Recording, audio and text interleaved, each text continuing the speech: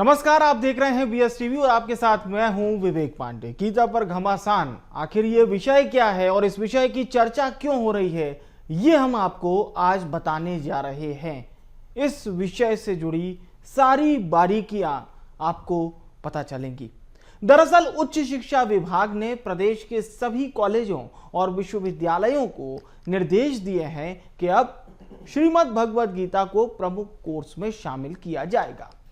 ये वही श्रीमद् भगवद गीता है जिसको जीवन का एक संपूर्ण रास्ता यानी कि संपूर्ण मार्ग माना जाता है। गीता में लिखी बातों से सीख मिलती है और इससे लोगों का जीवन भी सफल बनता है। लेकिन गीता को प्रमुख कोर्स में शामिल करते ही मध्य प्रदेश की सियासत भी तेज हो गई है और अलग अलग बयान भी सामने आ रहे हैं। दरअसल प्रदेश के कॉलेजों में श्रीमद् भगवद गीता पढ़ाए जाने पर सियासत इस तरह से हो रही है। बात करें बीजेपी की, तो बीजेपी का कहना है संस्कारवान पीढ़ी का निर्माण होगा, दार्शनिक ज्ञान छात्रों को लाभ देगा, विज्ञान के अलावा आध्यात्म की ओर भी छात्रों का रुझान बढ़ेगा। लेकिन कांग्रेस ने सवाल खड़े किए हैं। कांग्रेस कह रही है कि टीचर्स को ही नहीं पता है कि भगवद गीता आखिर है क्या, उसमें कितने श्लोक होते हैं। जब टीचर्स को नहीं पता है तो वो छात्रों को भगवद गीता का पाठ कैसे पढ़ाएंगे। तो ये प्रतिक्रियाएं, सियासी प्रतिक्रियाएं भी सामने आ रही हैं और हम आपको सियासी प्रतिक्रियाएं सुनाते हैं। आप सुनिए, समझिए कहा क्या कुछ जा रहा है। पार्टी की सरकार का मानना है कि भौतिक प्रगति के साथ एक संस्कारवान पीढ़ी का हम निर्माण करें, जो विश्व बंधुत्व की जो भावना प्रधानमंत्री जी लेकर के बढ़ते हैं उसको गति और मजबूती देने का काम करे। तो उसके लिए जो दुनिया का सबसे बड़ा दार्शनिक ज्ञान है भगवत गीता है, उसके माध्यम से छात्रों को अपनी एक आध्यात्मिक विरासत से भी जुड़ने का अवसर प्राप्त हो। जो विज्ञान की प्रगति है, जो साइंस और टेक्नोलॉजी के क्षेत्र में विभिन्न नवाचार हैं, उसके साथ ही साथ अगर छात्र अपने आध्यात्मिक रूप से जुड़ पाएंगे तो उससे वास्तव में सही अर्थों में एक आध्यात्मिक और भौतिक दोनों ही स्तर पर प्रगति को देश हासिल कर पाएगा। तो उस दृष्टिकोण के साथ आने वाली पीढ़ी को संस्कारवान, चरित्रवान और एक सामर्थ्यवान बनाने के उद्देश्य के साथ हमारी सरकार काम कर रही है और उसी क्रम में इस प्रकार के अभूतपूर्व निर्णय लिए जा रहे हैं जो हमारी सांस्कृतिक राष्ट्र की विरासत को, उसकी अवधारणा को मजबूत करने का काम करते हैं। टीचरों को क्या पता कि भागवत गीता क्या है? पढ़ी किसी टीचर ने गीता? उनको पता है गीता में कितने श्लोक होते हैं? गीता में कर्म योग क्या है, ज्ञान योग क्या है, भक्ति योग क्या है, सन्यासी संन्यास योग क्या है, पढ़ा है किसी टीचर ने? इनके पास रिसोर्स पर्सन कहाँ है गीता पढ़ाने वाला? इनसे ये जाके पूछो। मेरा प्रति प्रश्न है कि गीता पढ़ाएगा कौन? तो देखिए, ये सियासी प्रतिक्रियाएं थी जिसे सुनाना बेहद जरूरी था। इस वक्त हमारे साथ एक खास पैनल चर्चा के लिए जुड़ रहा है। डॉक्टर अवधेश पुरी महाराज हमारे साथ हैं स्वास्थ्य पीठ से। बहुत स्वागत है आपका। डॉक्टर वाणी आहलूवालिया जी हैं, भारतीय जनता पार्टी से प्रदेश प्रवक्ता, हमारे साथ जुड़ी हैं। बहुत स्वागत है। सीता शरण सूर्यवंशी जी हैं, प्रदेश प्रवक्ता कांग्रेस पार्टी। आप सभी मेहमानों का बहुत स्वागत है। चर्चा शुरू करें। इसी बीच मछली और पशुपालन की बात भी मुख्यमंत्री डॉक्टर मोहन यादव ने जब कर रहे थे तो एक बड़ा ऐलान भी दरअसल कर दिया और उन्होंने साफ तौर पर यह कहा है कि मध्य प्रदेश के जो कॉलेजेस हैं यहाँ पर नए पाठ्यक्रम, नए कोर्स शुरू होंगे जिसमें पशुपालन है, मछली के क्षेत्र में कोर्स होगा। पशुपालन को लेकर भी उन्होंने जानकारी दी है और क्या कुछ बताया वो भी सुनवाते हैं आपको। और उच्च शिक्षा मंत्री इंदर सिंह परमार ने क्या कुछ कहा है इतिहास के सिलेबस को लेकर, महापुरुषों को लेकर, उस वक्त के आक्रांताओं को लेकर, ये भी आप सुनिए। उत्पादन के आधार पर हम नंबर 1 पे जाना चाहते हैं कि इस राज्य के अंदर के पशुपालकों को भी उतना मदद मिले। तो जब हम देश में नंबर 1 बनना चाहते हैं, जब 6 करोड़ से ज्यादा पशुधन हमारे यहाँ है, ऐसे में केवल एक वेटरनरी कॉलेज से डॉक्टर कैसे उसकी पूर्ति कर सकते हैं? इसलिए ये कोर्स भी सारे विश्वविद्यालय में खुलना चाहिए। उस केवल पशुधन की बात नहीं करें, मत्स्य उत्पादन में भी मध्य प्रदेश बहुत तेजी से आगे बढ़ रहा है। जब विश्व का पहला नदी जोड़ो अभियान का 1 नहीं 3 संकल्प हम करते हुए आगे बढ़ रहे हैं। अपने यहाँ एरिगेटेड एरिया भी जब बढ़ रहा है, सब प्रकार की व्यवस्थाओं पे हमने ध्यान दिया है। तो मत्स्य उत्पादन से लगा करके पशुपालन तक और पशुपालन से लगा करके और भी इसी प्रकार के नए नए सारे सेक्टर में जाने की आवश्यकता है। भारत की शिक्षा में यानी इतिहास में, जो इतिहास के पाठ्यक्रम है उसमें भारत का शौर्य, पराक्रम, के को भी इतिहास के पन्नों पे दर्ज करेंगे। भारत के उन महापुरुषों को जिन्होंने भारत माता के लिए बलिदान दिया है, यहाँ के लोगों के लिए संघर्ष किया है, मातृभूमि के लिए लड़ाई लड़ी है, ऐसे सारे लोगों को हम इतिहास के पन्नों पे स्थान देने वाले हैं। और जो विदेशी है, आक्रांता रहे उनको आक्रांता लिखेंगे, लुटेरे रहे उनको लुटेरे लिखेंगे। तो देखिए, ये बयान सुनना भी बेहद ज़रूरी था। अब चर्चा को हम शुरू करते हैं। सबसे पहले सीता शरण जी, आपका रुख करेंगे। जो सवाल आपकी पार्टी के मीडिया प्रभारी पूछ रहे हैं, वो ये कह रहे हैं कि बहुत से टीचर्स को पता ही नहीं है श्लोक कितने श्रीमद् भगवद गीता में। मुझे लगता है आपको जरूर पता होगा। बिल्कुल सही है। और आपके चैनल और पैनल को साधुवाद सादर प्रणाम करता हूं। और आपने जो सवाल किया है ये बहुत बेहतर है। और माननीय हमारे मीडिया अध्यक्ष महोदय नायक साहब का जो कहना है कि कर्मयोग, ज्ञान योग, भक्ति योग और संन्यास योग जी, ये टीचरों को किस तरीके से ये लोग ज्ञान सिखाएंगे। और आज के दौर में इस मध्य प्रदेश में जी, स्कूल से लेकर उच्च शिक्षा तक की जो राजनीति शास्त्र के टीचर हैं वो फिजिक्स को पढ़ा रहे हैं। तो गीता की जो बात है ये बहुत खुशी की बात है। लेकिन उन टीचरों को, क्योंकि ये उच्च शिक्षा हायर एजुकेशन डिपार्टमेंट का मामला है, इसमें असिस्टेंट प्रोफेसर और प्रोफेसर ये कब भर्ती करेंगे, या उनको ये 700 श्लोक का जो गीता है, हमारा जो ग्रंथ है जी, जैसे भगवान कृष्ण ने अर्जुन को भी एक ही शब्द कहा है कि कर्म कर, हे अर्जुन कर्म कर, फल की इच्छा मत कर। तो ये कर्म योगी उन टीचरों को और उन जो विधा, जो जिस तरीके से उनकी जो विधाएं हैं और दिव्य विभूतियां हैं, उनको ये कैसे तैयार करेगी बीजेपी कि जो टीचरशिप में 700 श्लोक जो सातक संजीवनी है, 12 स्कंदे पुराण कथा है, जिसे गीता कहते हैं, श्री मद् भागवत कहते हैं। तो इस पर क्या फोकस किया है बीजेपी सरकार ने या आरएसएस ने कि जो उच्च शिक्षा में गीता पढ़ाएंगे तो गीता पढ़ाने वाले होना चाहिए। यही नायक जी ने ये जो प्रश्न उठाया है, यही विपक्ष के तौर पर हमारा कहना है कि आप पढ़ाइए, लेकिन उच्च शिक्षा विभाग में प्रोफेसर और असिस्टेंट प्रोफेसर कब रखेंगे, उन्हें कब इसका ज्ञान कराएंगे कि 700 श्लोकों का ज्ञान करा करके हमारे उच्च शिक्षा के जो स्टूडेंट्स हैं उन तक ये गीता का ज्ञान। चलिए, ये जवाब भी लेंगे। अच्छी शुरुआत आपने की है। अब हमारे साथ इस वक्त डॉक्टर अवधेशपुरी महाराज भी हैं, और मैं यही भोपाल की नगरी से, महाराज जी आपको उज्जैनी तक प्रणाम पहुंचे मेरा। सीधी बात है, गीता, श्रीमद् भगवद गीता, यह सिर्फ एक धर्म के पर्याय मात्र की पुस्तक नहीं है। इसने धर्म की सीमाओं को लांघा, भाषाओं की सीमाओं को लांघा। और अभी मैं एक डेटा पढ़ रहा था, 75 से ज़्यादा भाषाओं में अनुवाद हो चुका है, दुनिया भर में पढ़ी जाती है।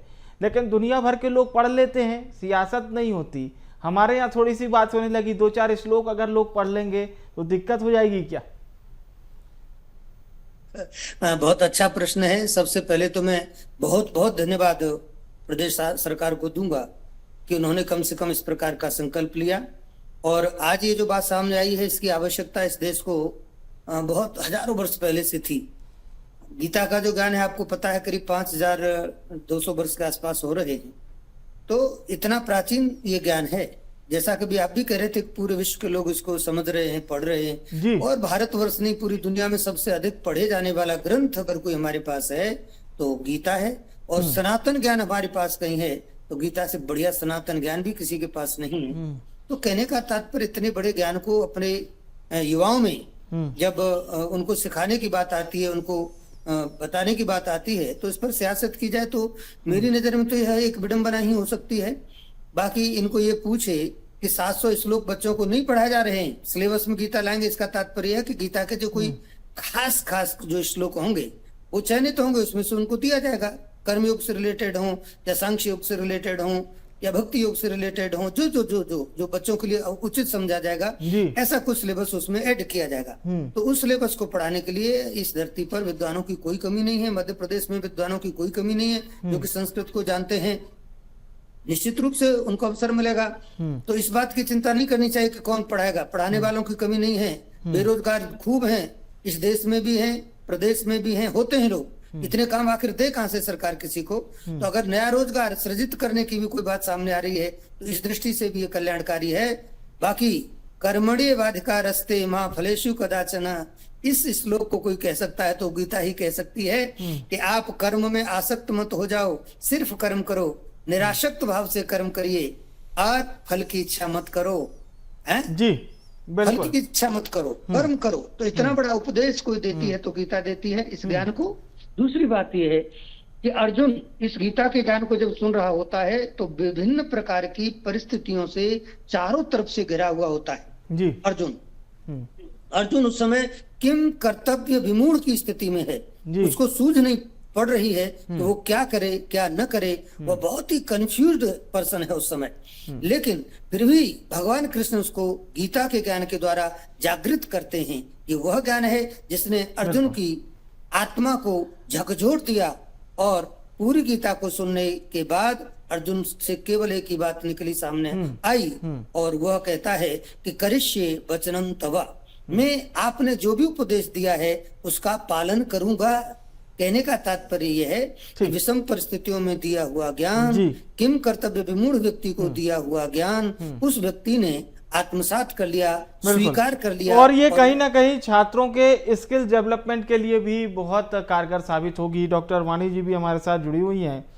वाणी जी, अभी जो हमारी बात चल रही थी सीता शरण जी से, वो ये कह रहे थे स्वागत है निर्णय का, लेकिन असिस्टेंट प्रोफेसर की संख्या बढ़ा दीजिए और जो कॉलेजेस में प्रोफेसर्स की संख्या कम है उनको बढ़ा दीजिए, इसको लेकर भी एक सर्वे करा लीजिए, ये बात कह रहे हैं सीता शरण जी।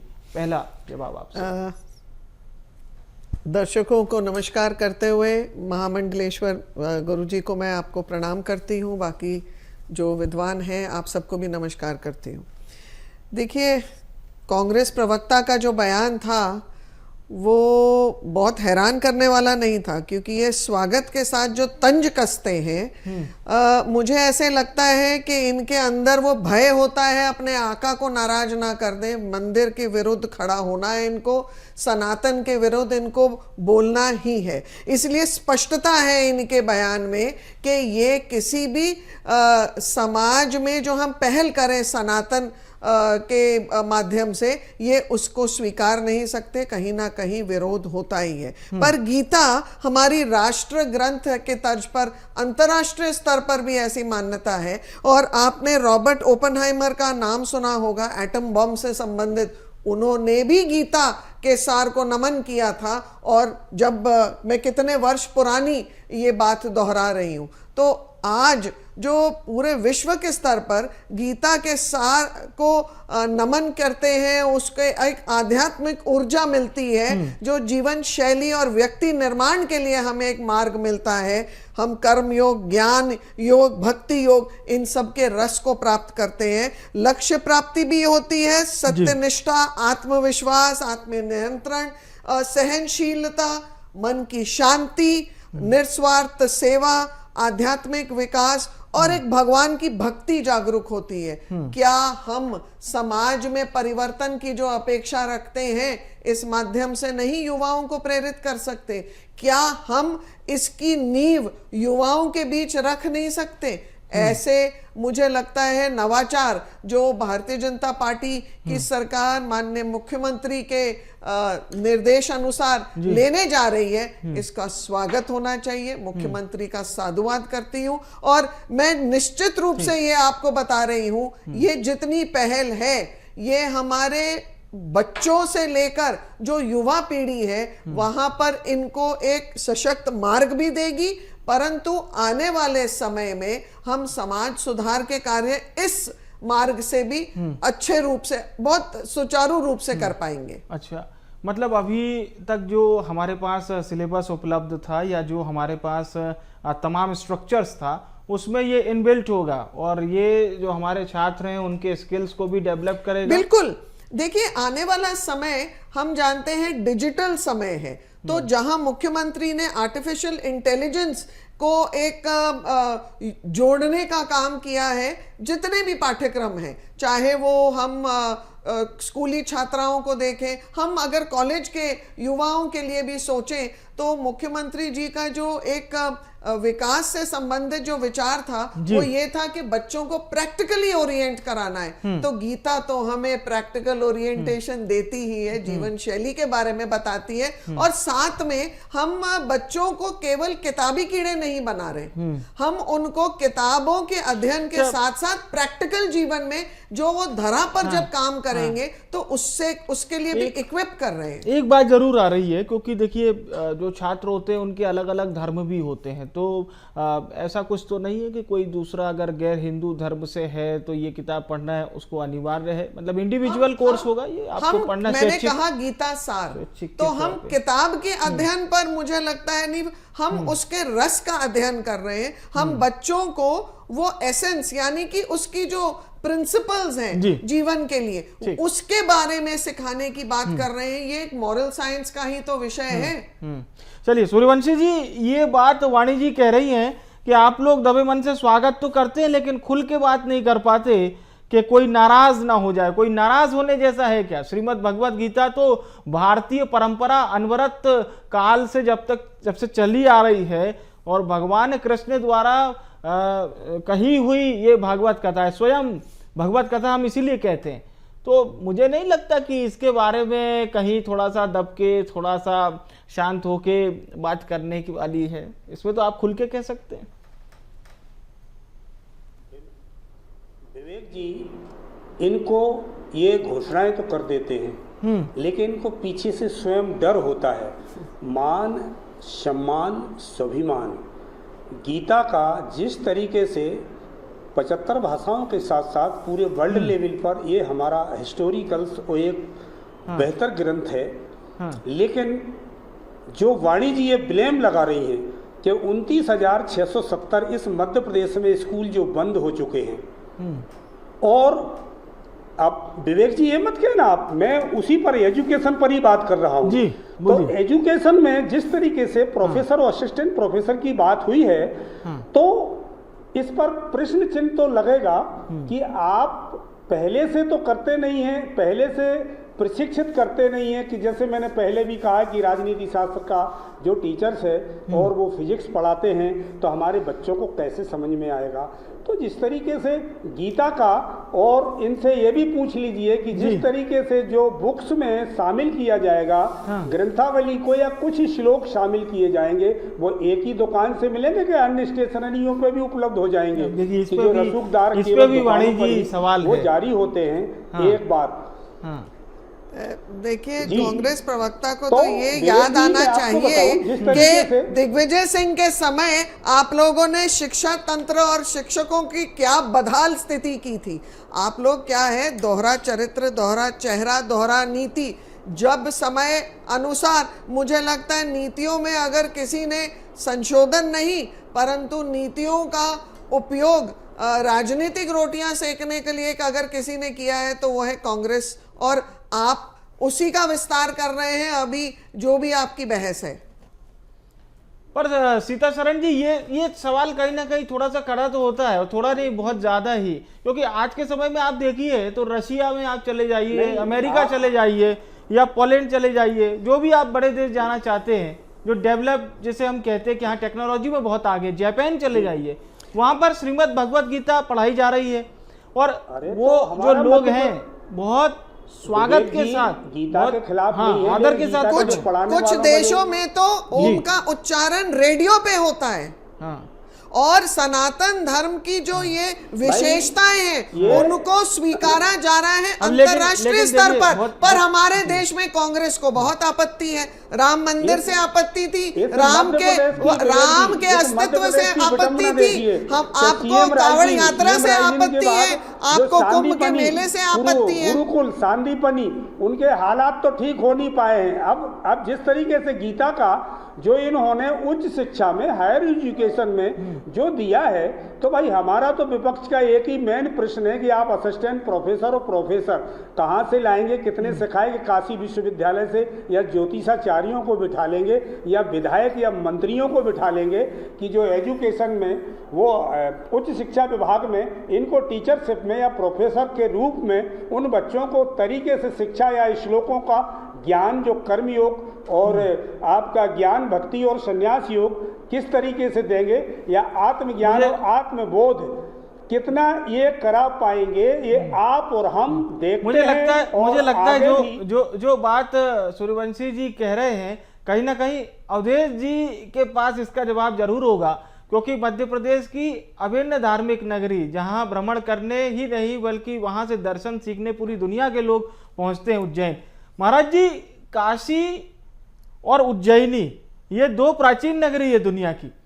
उज्जैन में जो टेक्नोलॉजी है, पुरानी टेक्नोलॉजी, जिसे अभी नया किया जा रहा है, फिर उसमें बहुत सारी चीज़ें हैं।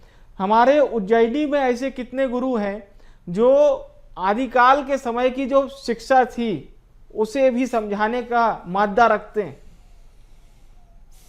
जी, आपको ये मालूम होगा कि आज की डेट में भी उज्जैन में करीब 150 विद्यालय हमारे चल रहे हैं जो संस्कृत का ज्ञान दे रहे हैं बच्चों को जी। और मैं जहां तक मानता हूं कि ये ज्ञान का नाश कभी हो नहीं सकता। उज्जैन वास्तव में प्राचीन नगरी है। सृष्टि के प्रारंभ में जब सृष्टि का सृजन होता है तो उज्जैन से सृजन होता है, ऐसा शास्त्रों में कहा गया है, इसलिए इसका नाम है प्रतिकल्पा जी। रामचरितमानस में एक चौपाई आती है कि कल्प कल्प प्रति प्रभु अवतरहि, चारु चरित नाना विध करहि। इसका तात्पर्य होता है कि प्रत्येक कल्प में परमात्मा प्रकट होते हैं, प्रत्येक कल्प में सृष्टि का सृजन होता है, और सृष्टि का सृजन जब होता है तो उज्जैन से प्रारंभ होता है, और वो उसी स्थान से प्रारंभ होता है। महाकाल है, महाकाल के बिल्कुल पास में एक मंदिर है जिसका नाम है अनादि कल्पेश्वर। तो ये वही भूमि है, ये वही स्थान है। तो इतनी प्राचीन नगरी में ज्ञान राशि की और ज्ञान राशि को हासिल करने वाले लोगों की, विद्वानों की कोई कमी नहीं है, पूरे देश में कोई कमी नहीं है। मुझे तो घोर आश्चर्य इस बात का हो रहा है कि कांग्रेस की तरफ से जो भी प्रवक्ता बोल रहे हैं उनका बहुत बहुत धन्यवाद है, वो ऐसी बात कह रहे हैं। लेकिन इनसे जरूर पूछ लीजिए कि इस भारत की मिट्टी में जब उर्दू पढ़ाई गई तो उर्दू के विद्वान यहाँ पैदा हो गए थे। इस भारत की मिट्टी में जो अंग्रेजी पढ़ाई गई तो उसके विद्वान यहाँ इनको मिल गए। लेकिन जब संस्कृत पढ़ाई जाएगी तो भारतीय को मध्य प्रदेश में संस्कृत के विद्वान नजर नहीं आते। ये इनकी दृष्टि का दोष है, इसको इनको ठीक करना चाहिए। इसे कहते हैं गुलामी की मानसिकता। ये लोग हजारों वर्ष से गुलाम रहते रहते इतने गुलाम हो गए हैं कि अब जब हम स्वतंत्रता की बात करते हैं, अपने अस्तित्व की बात करते हैं, अपने ज्ञान की बात करते हैं, तो इनके सिर के ऊपर से निकल जाती है, इनके समझ में नहीं आती, क्योंकि इनके तो संस्कार गुलामी के हैं। इनको चाहिए अंग्रेजी, इनको चाहिए उर्दू, इनको चाहिए अन्य भाषाएं, पूरी की पूरी पाश्चात्य संस्कृति का अनुकरण, अंधा अनुकरण। अगर किसी पार्टी ने किया तो वो कांग्रेस ने किया। 60 वर्ष तक इस देश को गुमराह रखा। अब भाजपा कुछ काम कर रही है अपनी संस्कृति की ओर आगे बढ़ने के लिए, अपनी धर्म संस्कृति को, विरासत को बचाने का। मेरी लाइन तो सुन लीजिए महामंडलेश्वर जी, मिर्च लग रही है, ऐसा नहीं होना चाहिए। बहुत अच्छा काम हुआ है अगर गीता को सिलेबस में लाया जा रहा है, तो गीता को सिलेबस में लाने से और पूर्ण गुरु से जानिए जो शब्द बतावे दाव, विद्यार्थियों के अंदर शब्द का दाव मशीन बन के नहीं रहेंगे, इनके अंदर एक मानवता का विकास होगा, मनुष्य बनेंगे। तो मनुष्य बनाने की शिक्षा देने के लिए इनको तर्क नहीं करनी चाहिए, इस प्रकार के प्रश्न नहीं करने चाहिए। कांग्रेस प्रवक्ता ने एक वाक्य बोला, कर्म करें फल की इच्छा ना रखें, परंतु ये बिल्कुल विपरीत धारा पर काम करते हैं। फल की इच्छा इनको पहले है, इसलिए इनके बयान भी ऐसे होते। तुष्टिकरण आधार है इनके कर्मों का, और फल भी इनको वही देता है, जनता तो दे ही देती है। गुरु में भाव है, गुरु में। हाँ बोलिए बोलिए, समय भी निकल रहा है। शब्द का दाव, जो मैंने शब्द का दाव कहा है, शब्द का दाव चाहिए हमारे उच्च शिक्षा के स्टूडेंट्स को। शब्द का दाव होगा तो गीता हमारी सम्माननीय है, और सामान्य नहीं है, हमारी राष्ट्रीय ग्रंथ है। लेकिन उसको किस तरीके से आप राहुल गांधी की तुलना नहीं कर रहे गीता से। समय भी इजाजत नहीं दे रहा है। बहुत बहुत मैं धन्यवाद करूंगा महाराज जी आपका, वाणी जी आपका, सीता शरण जी आपका बहुत बहुत शुक्रिया, धन्यवाद हमारे साथ जुड़ने के लिए। देखिए साहब, चर्चा केवल और केवल इस बात को लेकर थी कि गीता के श्लोक जब हमारे छात्र पढ़ेंगे अपने पाठ्यक्रम में तो उनका स्किल डेवलपमेंट होगा, और जैसा कि बीजेपी प्रवक्ता ने बताया कि इसे धर्म विषय से जोड़कर मत देखिए, यह गीता के सार को पढ़ने जैसा है जिसे दुनिया के तमाम देश पढ़ते हैं। हालांकि इस पर अभी सियासत जारी है, कब तक ये सियासत चलती रहेगी हम देखेंगे, लेकिन गीता को लेकर ये बड़ा स्टैंड सरकार ने लिया है। फिलहाल के लिए इस खास पेशकश में इतना ही और आप देखते रहिए BSTV। नमस्कार।